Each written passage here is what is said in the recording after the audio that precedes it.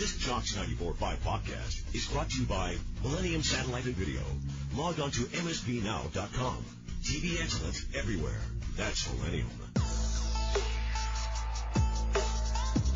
McElroy and Cubelic in the morning starts now. Well, based on our conversation during the break, we have to finish this conversation at some point in time today. Because I didn't know games were determined on what happened when you played them the previous year. Well, when you get blanked, they are. When you get blanked and embarrassed at home, it's hard. 2 years in a row, not just the year before. 2 years in a row. Yeah, because that's what decides games. Is what happened the year before. Look at Nebraska. Well, at least the year before they were somewhat competitive. We better hope Georgia doesn't see Notre Dame in the playoffs this year because they cannot win that game. That's what I was told during the break. Well, if you lose to a team the year before, you can't beat them the next year. At least Georgia was competitive. I was told that in the commercial break. That you getting blanked 23-0 with the same team, basically. Same team. Jason Campbell, Ronnie Brown, You literally played Carnell for Williams. A coach that would not allow any portion of that mindset ever. The teams were totally different, and they were never the same. Yep, totally different. But the argument is now that was the exact same team. When you're claiming mythical national championships, it is. There has to be some conclusions drawn. When you're claiming mythical national championships, we have to draw some unique, obscure conclusions. The conclusion that I come to is that the team that SC fielded in 2003 was comparable to the team that they fielded in 2004. Auburn, the team that they fielded in 2004, slightly better than the team that they fielded in 2003. Personnel-wise, kind of comparable, but improved overall. End of the day, in Jordan-Hare, the place where no one can win, SC goes in, blanks them 23-0, absolutely runs them out of the gym, and they would have run them out of the gym in 2004 in the bowl game as well. So I think it's probably in Auburn's best interest that they did not play in the BCS title game that year because they probably would have gotten steamrolled. How did USC beat Cal in 2004 when Cal beat them in 2003? How did that take place? They won the game. I didn't know how it happened. But they won the game. Yeah, but it was the same teams. It's not the same teams as far as across the board. No, hold on. You just said Cal, by the way, was number 3 ranked team. Auburn was the same team as 04 Auburn. You said it was the same team. Look at the starters. But same. Go to the starting lineup 04 and Auburn. 03 Cal, 04 Cal. Go through the starting Cal lineup 04 Auburn. Lost 04. How does that Ronnie happen? Brown. Oh, Cadillac. Oh, Jason Campbell. Oh, Devin Aromashudu. Oh, Ben Obamadu. Oh, we got to get to Radi Nabulsi. We're going to come back to this because my only portion, I wanted to talk nothing about claiming national championships. It's just that everybody thinks that 04 USC would have beaten Auburn by 60. No one said that. The exact same thing that we said for a month going into the Texas game, that Texas shouldn't be there and they couldn't keep up and they wouldn't get a yard. And what happened in that game? If Jason Campbell would have evolved. You go back and look what if Jason 04 Campbell USC did. Replace Jason Campbell with Vince Young, we'll have a different conversation. It is no one's going to the 04 regular season and saying USC is the greatest team of all time. No one's doing that. Nobody is pointing at 4-7 Stanford or 1-10 Washington or 5-6 Washington State or 3-8 Arizona or 6-6 Notre Dame saying, by God, they proved during the regular season that's the toughest schedule anybody's ever walked through. No one said it was a tough schedule. But the people will tell you it's the greatest team that ever lived. But that's not the reason right there. What about eye test? It's a one-off with a 1-month game that Oklahoma didn't show up for. So, Radi Nabulsi joining us down the Higginbotham hotline. Radi, would you like to join in on that conversation? No, I'm kind of terrified for the Georgia Bulldogs facing Ole Miss and Alabama again, knowing what happened last year. So they can't win those games. They cannot win. They're going to be down 28-0 Alabama right off the bat. This is going to be tough. I just want to start the game that way. Same teams. Yep. Where are we with our quarterback situation in Athens right now, Roddy?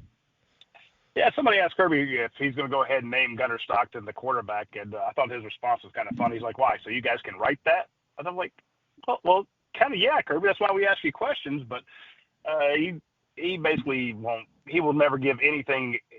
He'll never name a starter ever again, simply because he just doesn't want to go on the record about it. I mean, this is a guy who went on record a few years ago saying that Carson Beck was his number 2, and then he wound up starting Stetson Bennett, winning a couple titles. And not that it ever came back to bite him in the butt or anything. It's just that he doesn't like to make definitive statements. And so, but Gunner Stockton is his quarterback. Gunner looks pretty good. He does give you some options that Carson Beck did not. But anybody that's saying Georgia's better off without Carson Beck, well, they're idiots, because Carson's a very good quarterback. But Georgia's in good hands with Gunner. This is a kid who has been playing kind of for Mike Bobo, if you will, or planning to play for Mike since he was about 8 years old. They've known the family forever. He's a baller. I mean, he's tough as nails. You saw him take that hit in the Texas game where he almost gets knocked out, but he hangs onto the ball. He basically hangs on to Georgia's chances to win the SEC title, even though he's pretty much unconscious. And it's his time to lead the team. That they rally around him. They love him. They're going to fight for this kid, kind of like they did for Stetson Bennett. And we'll see how he fares against Tennessee in Week 3. I mean, I'm not saying there's nothing against Marshall or Austin Peay, but I think we will get the true measure of Gunner Stockton on the road in Knoxville. What do you think about his supporting cast? How are we feeling about the improvements at wide receiver? How are we feeling about the depth at running back? All questions that we have kind of going into the season. Remember, they lost 2 wide receivers to the NFL, which is not something you normally hear about Georgia, or at least the narrative is Georgia doesn't have a lot of guys drafted into the league, although they do. It's just you kind of think about other positions. But the wide receiver room took a hit, but they also led the nation last year in dropped passes. So it was very frustrating. People that come after Mike Bobo or Georgia's offense, they tend to discount the fact that they dropped almost 40 passes last year. But they were able to say, okay, we lost Aaron Smith, we lost Dominic Lovett, but let's bring in Zachariah Branch, maybe the number 1 receiver in the transfer portal. Let's bring in Noah Thomas, Texas A&M's top wide receiver last year. Let's sign C.J. Wiley and Talon Taylor, 2 very talented freshmen. And don't forget, you already have London Humphreys, who was already there. Dylan Bell, who ended last week's scrimmage, took a 60-yard reverse to the house, or at least down the field. Much improved wide receiver core. On paper, they're much improved. They look fantastic. They've added to that room. I'm hearing great things about them. I would just be happy if they catch the ball. Don't have 39 drop passes. That would be big. Nate Frazier is going to be all SEC before it's said and done. He's a great running back. They got Rod Robinson behind him. They brought in Josh McCray, who, is a big back as well, led his team in rushing. So, and they got good tight ends. The real question, though, for Georgia is, can they run the ball? I mean, if you want to make Gunner Stockton's life easier, give him a running game. They did not have that last year. They, were 102nd rushing. Now, granted, that's on paper. Georgia counts a lot of those little screens and dump-offs as runs and not passes. But, the rest of the world sees those as passes. And, Georgia was 102nd in the nation in running the ball. That's not going to help Gunner Stockton. But, if his surrounding cast if he can just hand it off to Nate Frazier off, left tackle, that would make his life a lot easier, and Georgia would be able to extend some drives. Roddy, I want to go back to something. Radi Nabulsi is talking Georgia Bulldogs with us on the Higginbotham hotline that you brought up, and that were the drops. You said somewhat sarcastic, like, hey, I just hope they catch the ball. They led the nation in drops last year, but Greg and I both, other people, maybe we're falling victim to just a lot of these guys coming back that have been good at times. What has been done to address that specific problem? For me personally, number one would be play London Humphreys more, because I haven't seen him drop a ton of balls. And one guy that people are excited about, Zachariah Branch, you bring in, he's not necessarily the best catcher of the football. So he is not.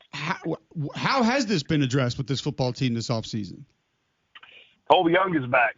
This was the guy they expected last year to be one of their leaders, but he had some legal issues. That guy can catch. You got Noah Thomas. You bring him in. Dylan Bell. If you remember, Ladd McConkey went through the yips for a while there. I think it was his sophomore year. Yep, I remember that. There was wild. Was he hurt? Yeah, I feel like he was hurt his whole sophomore year. He was hurt his last year. That's why Georgia didn't beat Alabama. Yeah. Yeah. But I'm saying I don't think it was hurt. I just think it just got to his head. And last year it got in the heads of everybody. I mean, Dom Lovett was as sure-handed as he's ever been. Dylan Bell never drops passes, but now they did. But I'll say this. We know they were working on the jugs machine. James Coley has got a ton of guys in the NFL. That's why Noah Thomas left Texas A&M to come to Georgia, was because Coley recruited him and he believes in him. But when I asked about this last scrimmage Georgia had, I said, what stood out? And this is to one of the former lettermen. And he said, look, Roddy, they had so many contested catches that they brought in. There weren't any circus catches that I remember. There weren't any crazy things like that. But they caught balls in traffic. They caught balls going up together with these DBs and safeties and guys dropping into coverage, and they ripped those balls away. And I'm like, okay, well, now you're starting to give the Georgia fans hope if you say, look, they can catch contested passes. Because even that, the dropped balls were bad and the contested catches were bad. And it's just, I know they worked on the jug machines extra, and, they worked on theory, and they worked on, the little things that all the coach cliches that I'll tell you about. But to me, if you start catching passes, that are contested, that bodes well for Gunner Stockton. What about just the offensive line's consistency? I feel the receivers can't get worse. God's honest truth. I think they're going to be better. I do. I hate saying that, but I think they're going to be a lot better. I think the running back depth should be fine. I do still have some concerns about the offensive line. And while nobody wants to talk about that, and I know they're plugging and playing with 5-star guys and 4-star guys, high-level prospects, that was arguably, beyond the receivers, their biggest problem last year, is they just weren't good up front. That's why they lost the Ole Miss game. That's why they struggled against Kentucky offensively. That's why they had some challenges. So can their offensive line be an elite unit again? Because that's kind of what we've come to expect from Georgia over the years. Well, what would you expect if I told you that they had 4 of those offensive linemen drafted? When we think about like Georgia offensive and defensive linemen getting drafted in the 6th round isn't the expectation level. You know what I mean? Like the expectation level for Georgia is to have top flight guys, top 100 players at their position. Yeah. And the offensive line, while they did have a bunch of guys drafted, few of those guys were not necessarily up to par. Plus, they were banged up most of the year, like Tate Ratledge.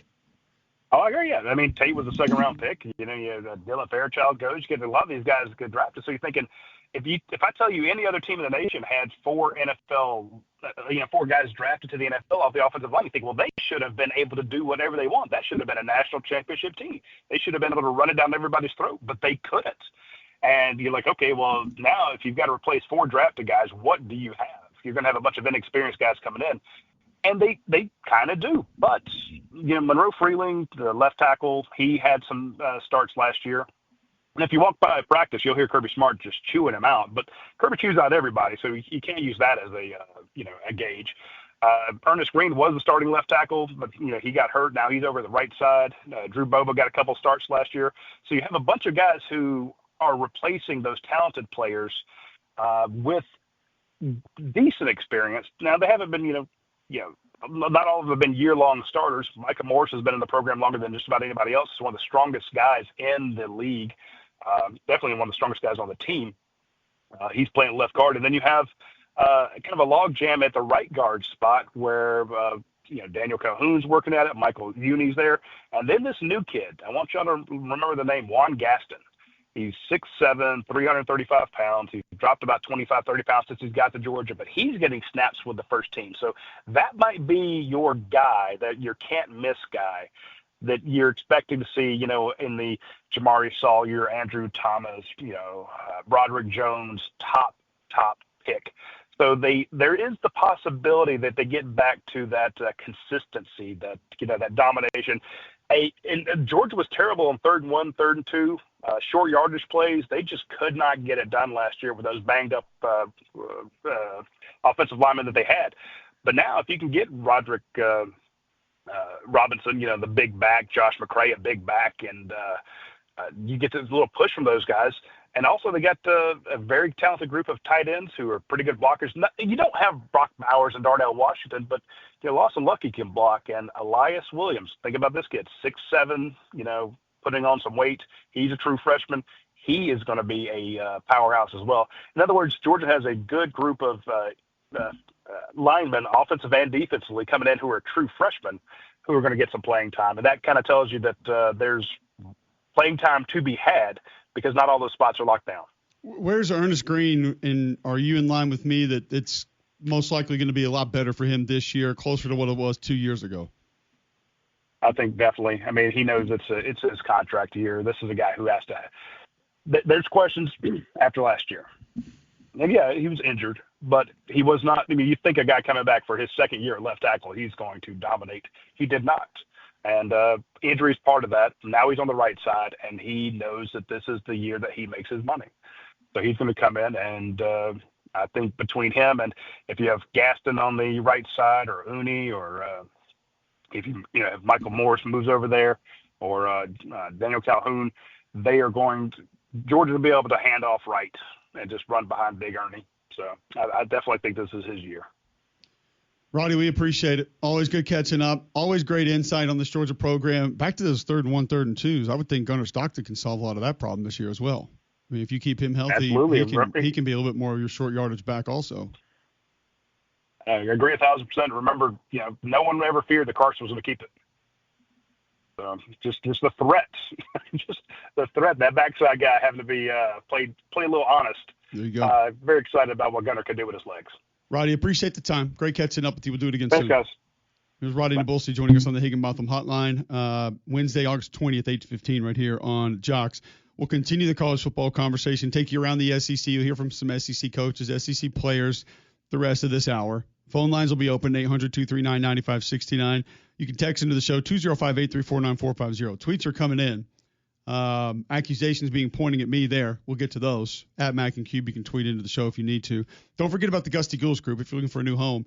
Serve more than 3,000 home buyers and sellers in the greater Birmingham area. So they're going to know what real estate is available, coming available, and what they can get from your house. You can go to GustyGoulsGroup.com right now, button at the top right of the page, smash that button, and right then, with very little information, you're going to find out what they think your home is worth, what they can get for it. Over 855-star Google reviews. Just Google Gusty Gouls Group. You can see for yourself what people are saying.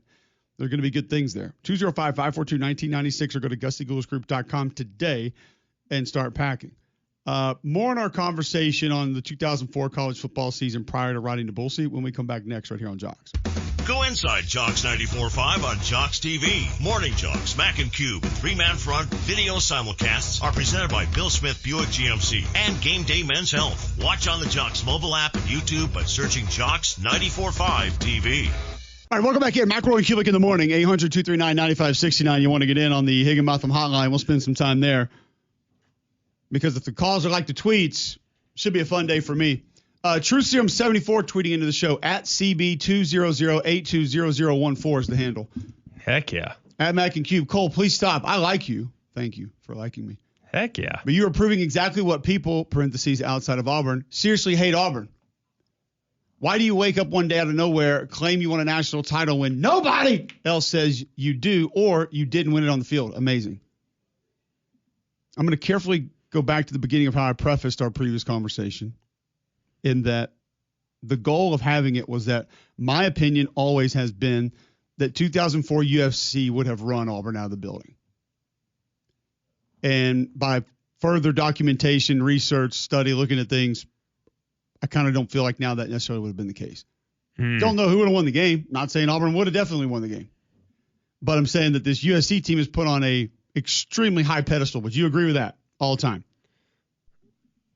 I mean, yeah. They're in the short conversation of greatest teams all in college football history. Yes or no? I don't know if I'd go that far, but yeah, you may not. Really but there are a lot of people that do. Yes or no? John, true or false? That most people who pay attention to college football, if you ask them, give me the 10 best teams ever, that team's going to be one of them. Yeah, I'm pretty sure. Okay. And I don't think a lot of those people who are banging that drum have taken a very close look at everything that team did that season. That's all I'm saying.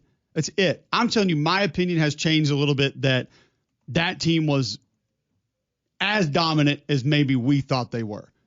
AC's dad tweets in, fellas, there was a championship game determined by agreed upon format, video evidence of it being played in 04. I'm not debating who the national championship should be. And by the way, I think claiming the national championship in 04 from an Auburn perspective is dumb. I'm not going to argue that. I'm not going to debate that. I don't think that should be happening. If you want to take the Golf Illustrated national title or whoever it was that gave it to him, Locha Poker Times, great. Put it on the billboard. Don't give a damn. I don't believe in claimed anything. You either did it or you didn't. That's it. You did it or you didn't. That's all. There are no should-haves in football. There's no luck in football. I've said that as long as I've been on the air, in any city, anytime. So that's not where I went. All that I wanted to do is take a look at what the two teams did as it was brought up to me yesterday. And it was actually John Pizzatola, who's been on the show with us before, who was a punter at Alabama, was like, I don't think that game would have been what it was. And it kind of forced me to go back and start looking at it. And I was like, oh, I didn't realize BYU was a sub-500 football team. I didn't realize Notre Dame was 6-6 that year. I didn't realize Cal was the best team they beat. But maybe I should have gone back and looked at the previous year and said, Cal was the best team. You also need to know that Cal was led by a guy named Aaron Rodgers and also they were like a top 10 team. It's not like number 7 when USC beat them. Yeah, it's not the current version of Cal. No, it was a really good win. Good win. Zero doubt about that. But Arizona was 3-8. UCLA was 6-6. Washington was 1-10. Stanford was 4-7. Washington State was 5-6.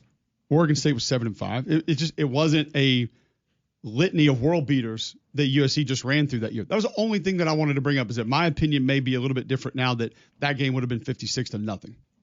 That's all. That's it. I don't think anyone and the other reason I wanted to do that, Greg, is there are a lot of people outside of the southeastern portion of the United States that all they do is point to the SEC standings that year and say that's why Auburn wouldn't have stood a chance. And I think when you comparatively look at the two, if that's going to be your stance on 04 USC, and I'm not saying it's yours because that's not – yours is based on 2003 actually. Correct. If you do that and that's why USC was so good and you do that compared to what Auburn did, well, USC's not as good from the numbers perspective of the standings and the teams that they beat in their records. That's it. 72 70, 80 61. That's it. So – like, where are the multiple extra 10-win teams that USC beat that year? There's not. And so my opinion shifted just slightly on that. Do I think Auburn was the national champions in 04? No. Do I think it should be on the stadium? No. So you can stop tweeting that at me that I've tried to say that today. I've never said it. I've never gone down that path. I've never said that I think it should be or I want it to be or it needs to be. I don't believe that. You did it or you didn't. That's it. But by looking further into what the two teams actually did that year, it may not have been as bad as it seemed. And by the way, the Big 12 wasn't very good that year either. So who knows who really was what. But what we do know is USC was dominant in the national championship game, and they deserve to be the national champions, even though that game's vacated, which is another thing we don't want to talk about. Yeah. Well, if you want to take the vacated win, that's fine. I don't believe in those either. Really. Next man up. So don't really care about teams' wins that are vacated. I've never understood the whole claiming national championship thing. And those that say like, well, Alabama claims 41. I don't care. Like, I really don't care. I don't sit there and bang the drum about 18 national championships. Like, I focus on, over the course of time, excellence at the top of college football. And in my lifetime, I've seen Alabama win 7 national championships. What happened prior to, I can't speak to. I didn't see 78, 79. I can't speak to 73. I can't speak to the ones that maybe they should have won in the 60s that they didn't win, or the 1941, the 1925. I can't speak to those. I didn't see those games. I personally, I'll see how much I care about this, Greg, and I mean this in all sincerity. Yes. What other titles did Auburn claim yesterday? 03. Not 2003. 04. Oh, no, not 2000. This is honestly how much I care. 03. I didn't go look. 1903. I'm not talking about 2003. Oh, hell yeah. 03? You're debating that? Yeah. I mean, Fat Boy Slim was their. He wasn't mixing. He was their running back. He was not mixing back then. No, it was different. Fat Boy. So it was Fat Boy Slim, the singers. Fat Boy Slim's great granddad. Double Duty Wilson. Wait a second. Double Duty Hold Wilson. On. 1903. They were 4-3. Squat or 1904. National champions at 4-3. They lost to Alabama at Riverside Park. That's where they say. That's where you decide to change direction. They beat Swanee 47-0 at Riverside Park, and we know that Swanee then was untouchable. Heck yeah. I frankly, Auburn could claim if it stokes joy in Auburn family's heart, by all means, don't care. I really don't care. What do you think Auburn's home field was in 1903? Riverside. Strong side. The drill field. Riverside. Strong side. The drill field? Literally, the Wikipedia says home field, drill field. Were they even Auburn at that point, or were they API? No wonder they won back then. Here are the years that they now have national championships in: 1910, 1913. Okay, well, 1913 can't be debated. Anything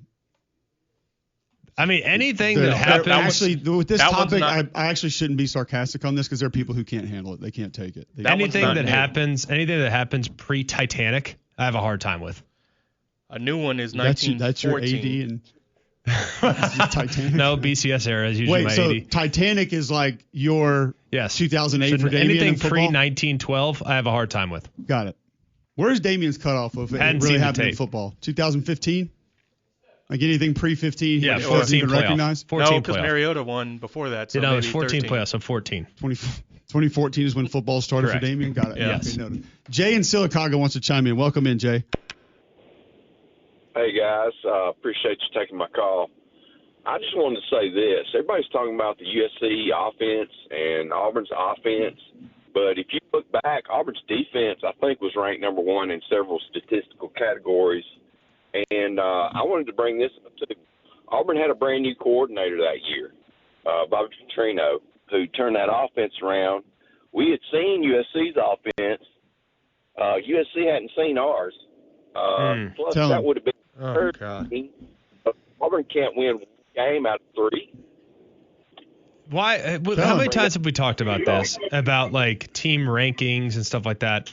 You have the number 1 ranked defense. That's great. I don't even know if they were number 1. I'm not going to waste it. I'm not going to give the internet the click to look up what the defensive rankings were. But how much did that have to do with the current era of SEC football? And that's not taking anything away from the SEC football of 2000s. I played in the 2000s. Like, I have a tremendous amount of respect for the league, greatly appreciate the league. Love the league, grew up in the league, will always celebrate the SEC's dominance throughout the 2000s and how many teams won championships. What I will also acknowledge is the SEC, up until, I don't know, about 2014, was not necessarily known for offensive dominance. So a lot of the teams played ball control. A lot of the teams played ground and pound, line of scrimmage. Auburn was number 1 in team defense that year. Just throwing it out. How much of that had to do with the offenses that they were playing against? And I think if you look at the offenses in the Big 12, the offenses in the Pac-12. I think Colton Browning at ULM was a pretty good quarterback that year. Okay. Awesome. Love that. Who was at LSU in 04? Rohan Davey? Maybe early Matty Jamarcus. Mock? Early Jamarcus, Matty Mock. They had the other guy too, like number 12. I remember. Casey Clausen was Tennessee's quarterback that year. I don't know. Yeah, probably. That feels right. Maybe it was Rick Clausen. I don't know. Like the offense. Who were all the brothers that played quarterback at La Tech for like 7 straight years? Did they have one of those there? The Rams. Yeah, it was the Rattays. Yeah. Which Rattay was playing for La Tech that year? Name that Rattay. I think a lot of it has to do with the offenses that you were playing. That would actually be fun to go through these SEC teams and like guess the quarterbacks. Remember the debate that we used to have with Oklahoma, and they're like, well, if Georgia played in the Big 12, they wouldn't have the number 1 defense. That's what Lincoln Riley said after they played, or leading up to the time in which they played against Georgia in the Rose Bowl, which is 100% true. Those teams in different leagues spread it out, made it much more difficult to defend. Therefore, the numbers were a little bit inflated in some leagues, whereas in the SEC, where it was 3 yards in a cloud of dust in the early 2000s, your numbers are probably going to be a little better than they probably are. Yeah, and the other side of that argument would have been, well, would have Georgia had spent as much recruiting prowess on the line of scrimmage, and would they have recruited more DBs and safeties, corners, nickels, whatever? And it's hard. That's why when we played Texas in the national championship in 2009, we ran it down their throat. I didn't think we'd throw it more than 15 times in that game because guess what? They were built to defend the pass. They had Earl Thomas, Aaron Williams. Could you defend them, though? What's that? Could you defend them in that game? Because, they spread it out. But they scored 21, which is, by the way, a lot. How many in the fourth quarter? Doesn't matter. They still scored more points than we were accustomed to giving up because they spread it out. They had athletes. They were built to throw it downfield. They were built to create points. And we were built to run it down their throat, which is why we ran for 250 and I threw it 11 times. We never anticipated challenging Earl Thomas and their pass rushers, Sergio Kendall and others. Like, there was no point in doing that because we were playing right into their strength at that point. SC would have walked the dog on Auburn in 2004. Whether you want to acknowledge that or not, I don't expect you to, Cole. I am admitting that for the last however many years, I was under that exact same impression. And then doing further research yesterday, I just remember this. I'll just say this about the 04 Auburn team. And again, I am not saying that Auburn should claim anything. I actually wasn't really happy with yesterday. So y'all do whatever y'all need to with that. I remember going into that Georgia game in 04 and everybody talking about how talented Georgia was. And this was going to be where Auburn was exposed and Auburn wasn't going to hang on the field with that team. And I think it was a fairly convincing win. Like, just when you watched it from a actual football perspective, I don't really care what the score was. It was like, that was a better football team. And I don't think Georgia played terrible that day. And you're like, that's the best team in the nation because of the different ways that they won, how they could win, how they operated as a team. As talented? Maybe not. I don't really know. I will say this. Even going back and looking at the 04 USC roster, it's not the group of world beaters that you think it was. Reggie Bush, Lindell White, great. Pretty really good. I've even said Dwayne Jarrett, awesome college wide receiver. Are you taking Cadillac or Reggie? Reggie. Are you taking? Was it close? Who are you taking, Lindell White or Ronnie?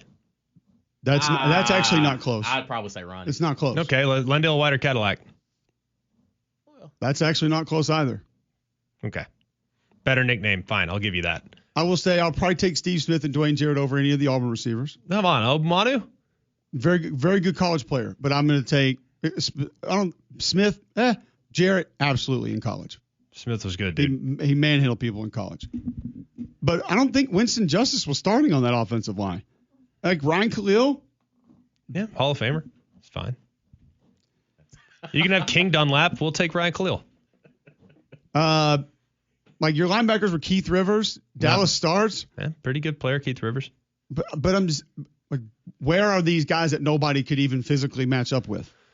I don't know who's Auburn's linebackers. Cedric Ellis on the D line, pretty good. Sean Cody, Frosty Rucker, but yeah, pretty good. Yeah, not bad. I'm not saying they weren't good, Greg. Now, tell me Auburn's treat them like it's linebackers. A literal. Tell me Travis Auburn. Williams was one. I know. Was Carlos Dansby there?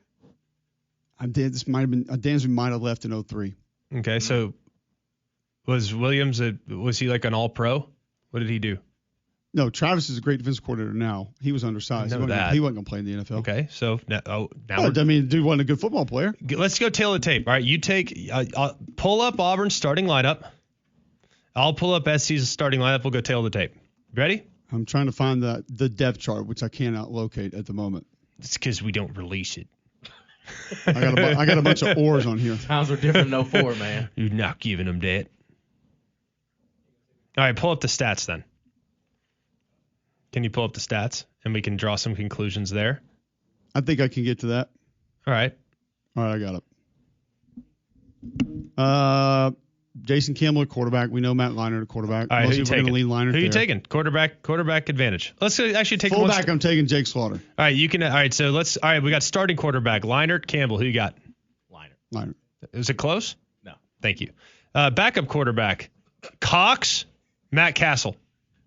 Okay. All right. Well, Matt Sounds Castle good. didn't play. Hang on. Next up. In college, I think Brandon Cox had like 700 more attempts. Right. So, I'll still take Castle. What? Reggie Bush, Ronnie Brown.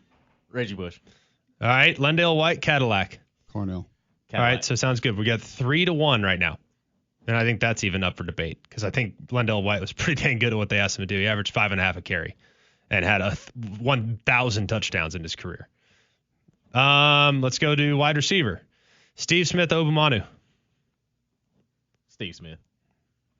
Okay. I'll take Courtney Taylor over Steve Smith in college. Okay, well, sounds good. Courtney Taylor, Dwayne Jarrett. That dude go over the middle. And Courtney Taylor, Dwayne Jarrett. Probably Dwayne Jarrett. Okay, Steve Smith, Obumanu. What about Aroma Shadu? Okay, Steve Smith, Aroma Shadu. Okay, I'll probably take Steve Smith. All right, sounds good. 2 up there. All right. Next up, Chris McFoy. I don't remember him at all.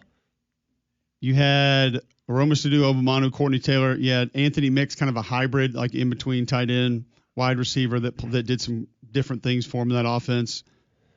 Was going to work for you some. Cooper Wallace at tight end. You're probably taking USC's tight end there. Yeah, Dominic Byrd. Yeah, I'll take him.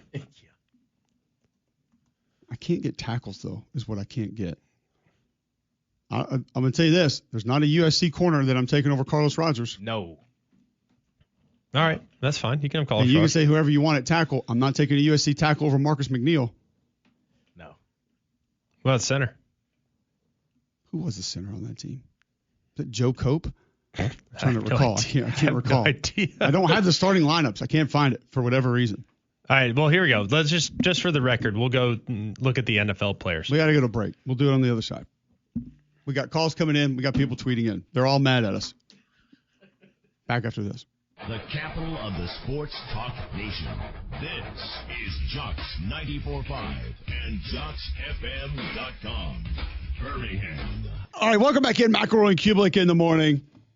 Don't forget about Train. You can be mad at me. You can be mad at Greg. Don't be mad at Train. All they do is keep your house cool. Keep your family comfortable with an affordable cooling system from Train. They've been recognized as America's most trusted brand 11 consecutive years. They're the official cooling partner here at Jocks. Find a comfort special here at Train.com. It's hard to stop a Train. Don't know why I'm doing this to myself, but we'll go to Johnny in Birmingham. Wants to chime in. Welcome in, Johnny. Hey, how y'all doing? What's up, buddy? Kind of miserable. Good. Hey, listen.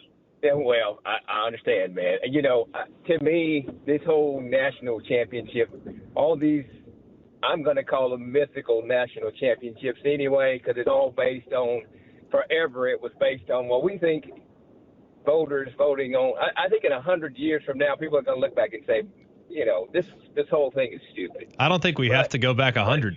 I think you can go back to right now. Say anything before 1998 when we had the BCS is a little ridiculous, is it not? I can't believe still that we in our lifetime voted on national champions. It's insane. It is ridiculous because how many people, to your point, McElroy, which I don't agree with you much on, but how about this? How about back in 1992 when the whole world was telling everybody Miami was going to run Alabama out of the stadium? I mean, you know, it's the whole thing. None of it makes sense. And to have these arguments, that's why I heard a guy say it.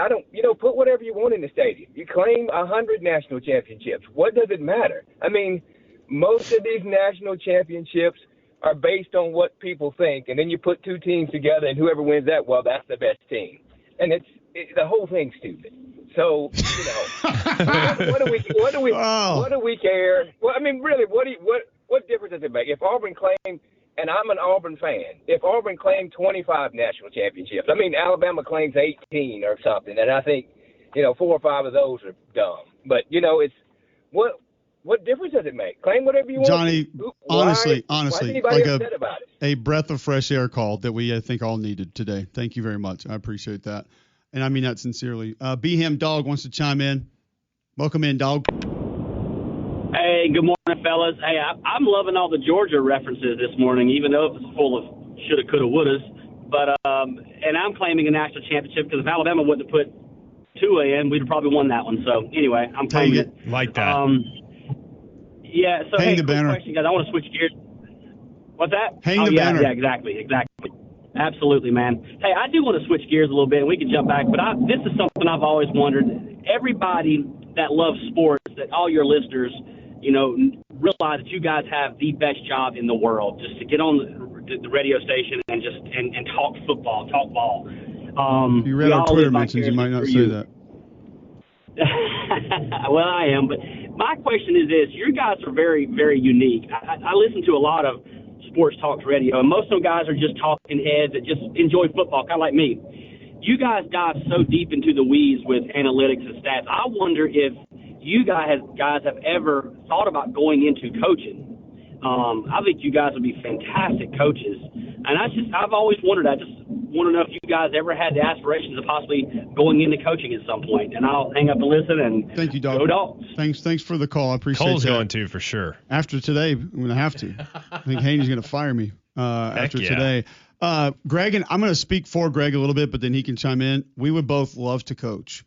Neither of us would like to recruit, specifically in today's climate. If someone told us, hey, all you have to do is go out on the practice field and meet with guys, watch film, teach technique, instruct on how the game should be played, help people win football games by looking at tape, devising scheme, breaking people down, and then going on the practice field 4 or 5 days a week and trying to help people get better at what they did individually and as a unit, we would absolutely love it. And we would probably be doing it right now, honestly. But it's the peripheral BS that I don't think either one of us could even pretend like we would enjoy doing right now.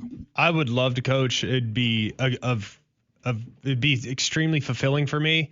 I cannot sacrifice my time with my kids. That's another big one. I just can't do it. It's not. I only have so much time with my kids at a young age. It'd be amazing to coach. It'd be awesome, but I could not be married to my job that much. We already and miss a lot now. That much time. We do. We And miss a lot now, it would be but 3 it'd or 4 times more. 10 times more challenging. Yeah, when my kids are grown, I would potentially have an interest. But to be honest with you, my only interest would be at the high school level. I would love to coach high school football. Dad, now that we're 15, you're not around much anymore. Yeah, we're done. Going to coach. Done with y'all. When y'all got done with me, I got done with y'all. Well, Cole, you actually had your foot in coaching for a I did. I was fired from Bumpus Middle School, yeah. Yeah. Outside zone? Just don't make your group roll after practice. At how old are seventh graders? Was that like 12? 12, 13. 13? Don't make them roll a lot after practice. That is Golden mean. Domer wants to chime in. Oh, boy. Oh, boy's right. Oh, boy's right. Top of the morning. Good morning. Okay, look, first of all, we got to establish two things. Most compelling topic in the history of college football right here. First thing, I consider myself a college football historian, okay? I love the past of college football sometimes more than I do the future. And I know y'all got little jokes. Because Notre Dame was actually good back then. Go ahead, that's fine. No, I didn't say that. How can you love the past more than what you don't know? Because I love history, Cole. But you don't know what the future is going to be. What if somebody comes in and fixes it and it's better than it's ever been? You can't say that. I'm just saying I love history. So let's just establish something. First off, the myth and the mythology that back in the day that champions were just thrown around like hotcakes and people were claiming them here and claiming them there, that is absolutely not true. Every single year had a legitimate system. And the universities back then had this little thing called, that Auburn showing they don't have, integrity. They didn't just go around just claiming to claim. If you didn't claim it, this is how simple it is, because I've studied all the history. If you did not claim it that year, newspapers was a big deal back then. That was everything. If you can't get on Google right now and show me an Auburn newspaper that says we are the national champions 1913, you cannot claim it. Just like Alabama will never find a newspaper that says national champions 1941. If you did not claim it within the year that you say you did, it is not a legitimate national championship. Any post-dated national championships are fake. And the reason people do that is they say, oh, well, it was back in the day. Champions were just, people. That's not true at all. Until Alabama added those 5 national championships, nobody had ever gone back and post-claimed championships. All right, that's the first thing we need to establish. The second thing we need to establish is that it doesn't matter. Guys, college football is built on perception and brand. Tradition is everything. Who runs college football? The programs that have tradition. It is the literal lifeline. It's the value of everything. And so for Auburn now to say we've got 9 national championships, that puts them top 3 of all time, top 5 all time. That's a joke. Okay. Thank you. Just hear me, Cole. Hold me out before you say anything.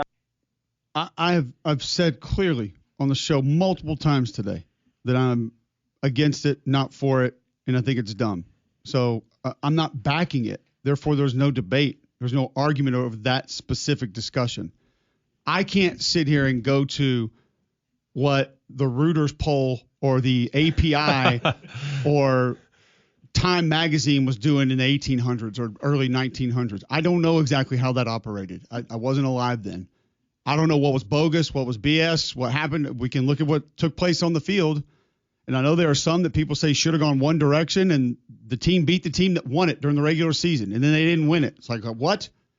So you can say that some are bogus and some are real and some are fake, but there hasn't always been a definitive measure of this is this. We spent a long time in this sport of literally having 2. Sometimes they agreed and made the same one the national champion. Sometimes they didn't. And we literally just randomly said these 2 teams, because these 2 different groups of people decided, were our national champions. So that portion of it, and I think Domer would agree with this, is what has always made it great, because it does give us that debate. It makes today a day in which we should be focused on preseason camp and depth charts and who's injured and who's been named a starting quarterback and what openers are going to look like. A pretty fun day of radio, because we're having back and forth about our opinions on what we think, and we debate on what we believe or don't believe. That is what has driven college football forever, in my opinion, because the rivalries mean something to us personally. There are emotions involved. There are emotions that are enacted when those teams play or even are discussed between one another, like today. That's what makes it great. So I can't definitively sit here and say 1908, wrong, bogus. 1812, Fix it. I don't know what was right and wrong then. I don't know who was involved with those discussions of winning or not winning. 1812 was a heck of a year. Against war, who? Dog. Against war that who? year. There's a war that year. Yep. Wartime. 1901. I don't know the conditions of those rosters, so I can't sit here and tell you. Well, you need to learn it. I don't know who threw the ball more than 4 times in a season. Threw? At some point, They maybe. threw players back then. They didn't throw balls. What was our players. guy telling us in the studio that like spiking people was like? No, you literally threw them over the line of scrimmage. Which is awesome, by the way. Amazing. It's a different game, man. Hey, Billy, you ready to go for a ride? Let's it's go. 4th and 1, ain't it? We got this, Toss boys. me, fellas. Let me lean in. Yeehaw! Oh, it goes over the goal line. Imagine if Daniel Moore was alive back then. Oh, my God.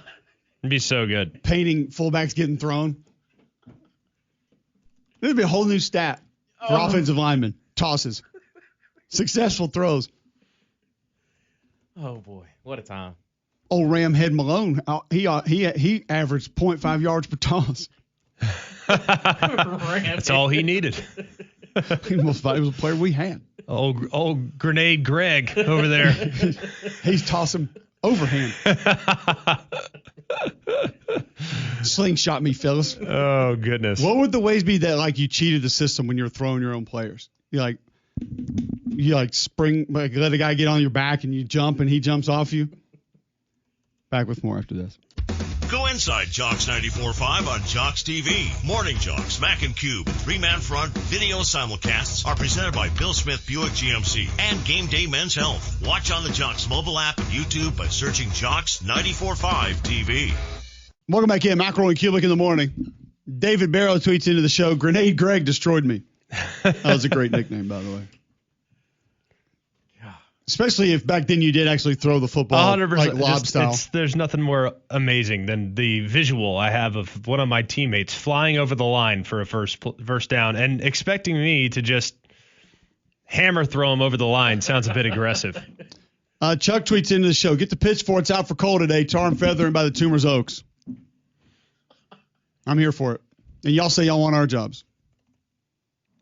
No, not that they want our job. They could do our job. Tommy Wyndham tweets in, just don't talk about it. Well, somebody told us it was the most polarizing topic in the offseason. The topic. You also not listen. That's an option. We're going to run the option next right here on. This is McElroy and Cubelic in the morning.